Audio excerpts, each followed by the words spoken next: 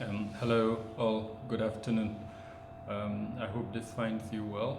And over the next few minutes, I would like to talk about the ongoing Iran war.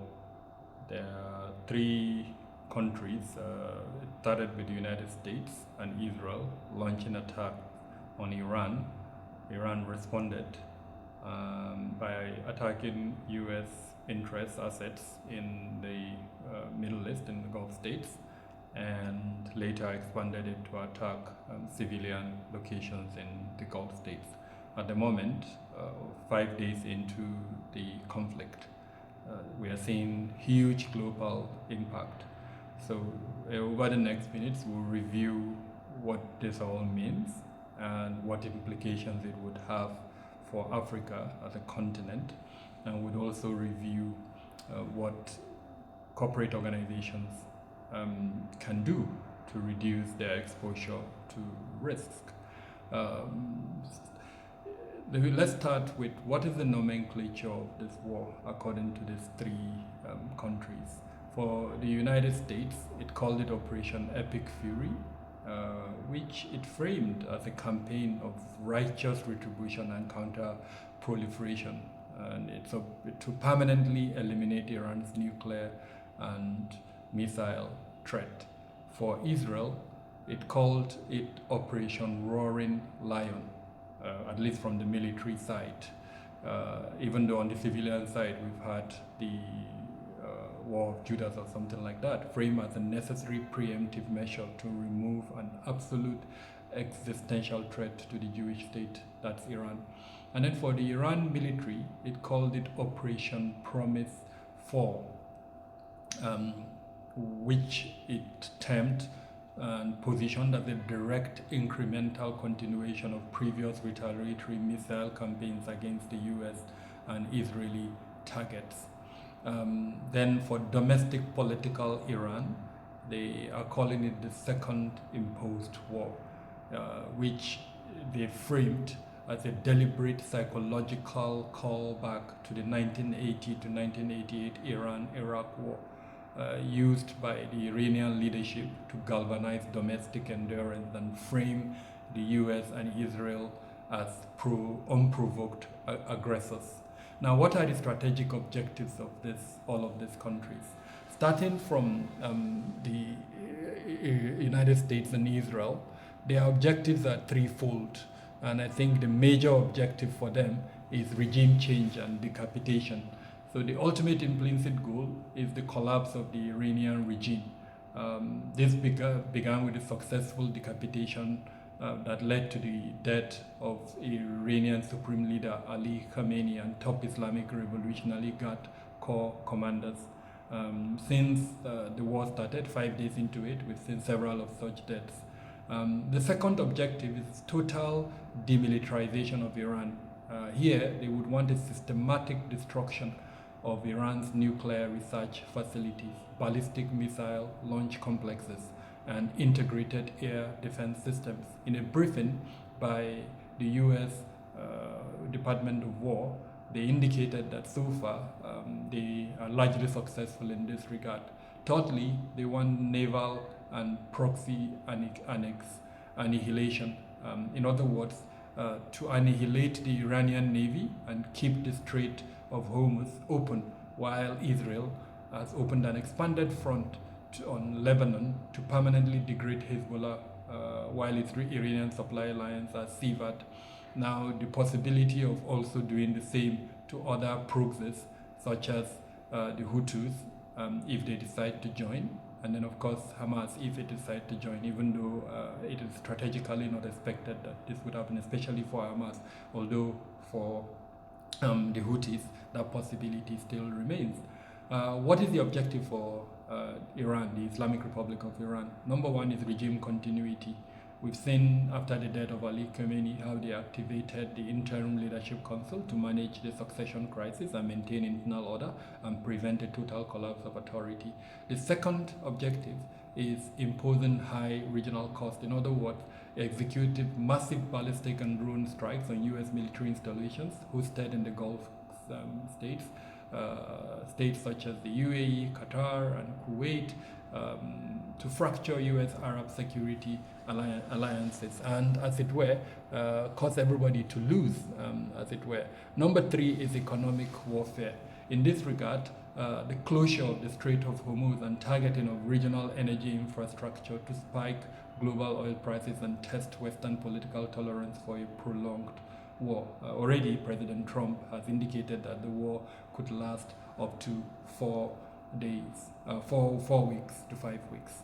While in his statement, Netanyahu did mention that the first stage of the war would last 4 days. We're already in 5 days, and we've seen a continuation of attack by the United States. Now, what is the implication for the African continent? There are several implications. Number 1 is severe macroeconomic shock, especially if the Strait of Hormuz, which is a massive shipping route, is affected as it is affected at the moment. Secondly, supply chain and revenue collapse. Demilitarization of the Red Sea and the routing of global shipping around the Cape of Good Hope has devastated Egypt's economy, as an example, resulting in losses vital to the Suez Canal revenues. Increased freight costs and disrupted fertilizer supplies threaten widespread food insecurity across sub-Saharan Africa, including in Nigeria. Then diplomatic fractures, the potential for that is huge within the AU. The AU has been accused of a crisis of consistency as well as selective charterism.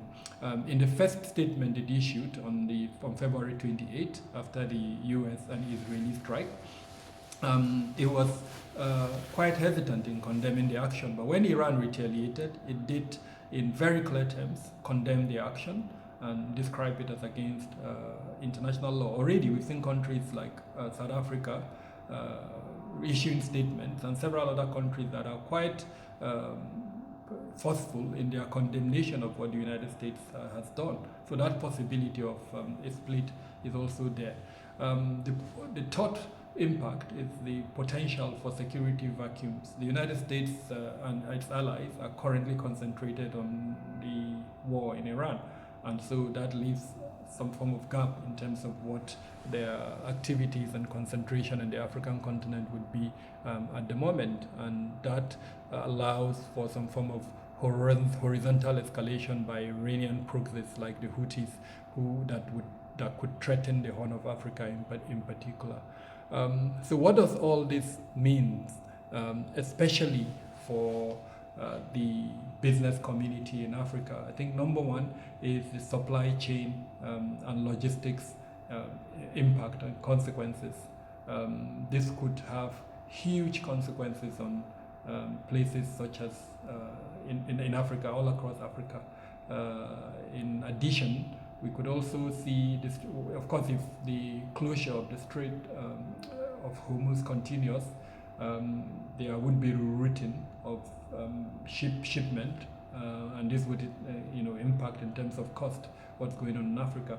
The second consequence is on airspace closure.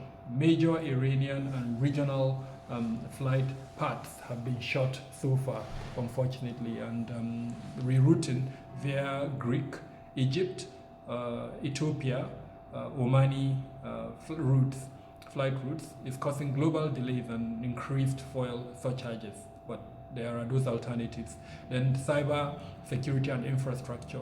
So far, we're seeing retaliatory cyber attacks, high risk of state-sponsored hack and leak operations, and attacks targeting US and Israeli financial institutions, which of course could have implications here for African countries, and of course on energy utilities and critical infrastructure. And then the third impact is on operational technology. Threat actors could actively be seeking internet-exposed industrial control systems with huge implications for African countries. Then the second subcategory of implications will be on financial markets. And here, commodity volatility is huge. Already you are seeing oil prices, they are increasing. They are nearing almost the $100 per barrel rate.